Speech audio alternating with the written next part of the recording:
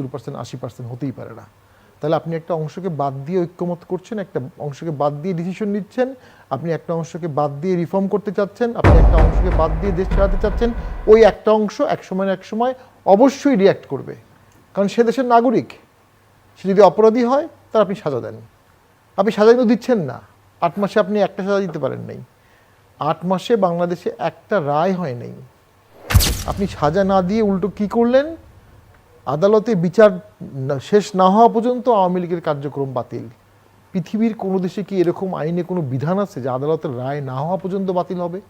আদালতের রায়ের আলোকে বাতিল হবে, অথবা সরকার এক্সিকিউটিভ পাওয়ার দিয়ে স্থায়ীভাবে বাতিল করবে, অথবা সাময়িকভাবে বাতিল করবে।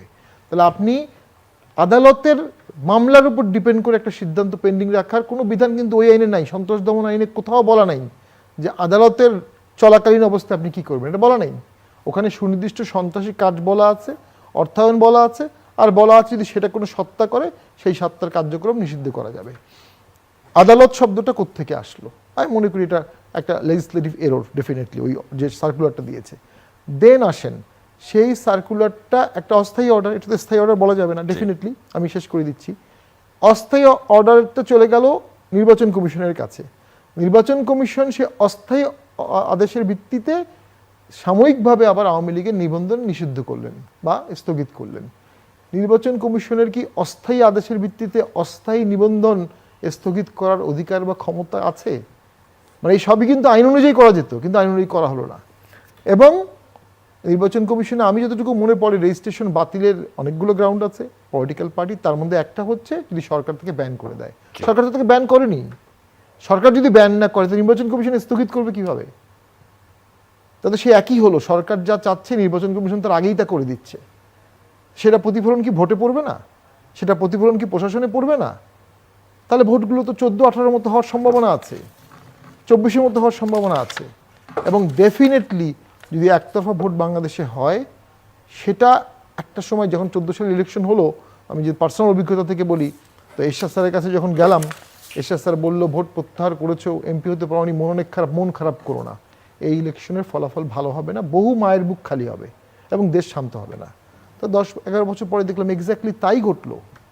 এখনও যদি একতরফা ইলেকশন হয়, এটা টেম্পোরারি সলিউশন হবে। আওয়ামী লীগের নিজে থেকে রিফর্ম হওয়া উচিত ছিল, ইন দ্য মিন টাইম নিজে থেকে কনসোলেশন দেওয়া উচিত ছিল, কি করলে তারা জনগণের কাছে গ্রহণযোগ্য হবে, ছাত্রদের কাছে গ্রহণযোগ্য হবে, সুধী সমাজের কাছে গ্রহণযোগ্য হবে, অন্তর্বর্তী সরকারের কাছে গ্রহণযোগ্য হবে। তারা কি জিয়া রহমানের সাথে বসে প্যাসেজ ক্রিয়েট করেনি? 79 বা 78-এ যে ভোট হলো, আলোচনার টেবিলে আওয়ামী লীগকে কয়টা আসন দেওয়া হবে এটা নির্ধারণ হওয়ার পরে আওয়ামী লীগ ভোটে গেছে টু সেভ আওয়ামী লীগ। তো আওয়ামী লীগের উচিত ছিল যে কোনো মূল্যে সেরকম একটা প্যাসেজ ক্রিয়েট করে ফেলা। তারা করেনি কিনা বা চেষ্টা করেনি, আই ডোন্ট নো। সেটা রাজনৈতিকভাবে ভুল হয়েছে। আমি যেটুকু রাজনীতি বুঝি, বিএনপি তার বাইটিং পাওয়ার হারিয়ে ফেলল।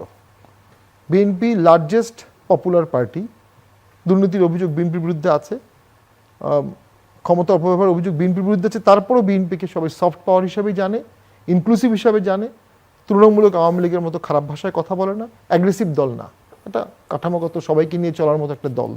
অতীতে অনেক নিদর্শন আছে। যখন আওয়ামী লীগের নিবন্ধন বাতিলের দাবি আগেও উঠেছিল, তখন কিন্তু বিএনপি বলেছিল যে না, আমরা কোনো দলের নিষিদ্ধ চাই না, সকলকে নিয়েই চাই।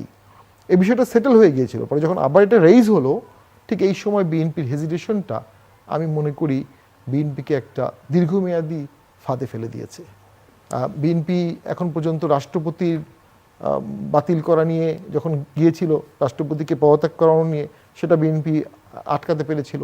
আমাদের জুলাই ঘোষণা বা আমাদের স্বাধীনতা ঘোষণাকে বাদ দেওয়ার ব্যাপারে বিএনপি বলেছিল যে এটা যুক্তিসঙ্গত না।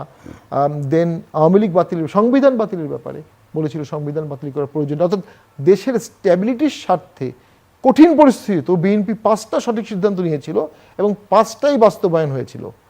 এখন একটা বড় সিদ্ধান্ত বিএনপিকে ছাড়াই বাস্তবায়ন হয়ে গেল। বিএনপি এখন কামড় দিতে পারলেও অনেকে ভাববে তার দাঁত নাই। আর আচ্ছা, আসবো আপনার কাছে।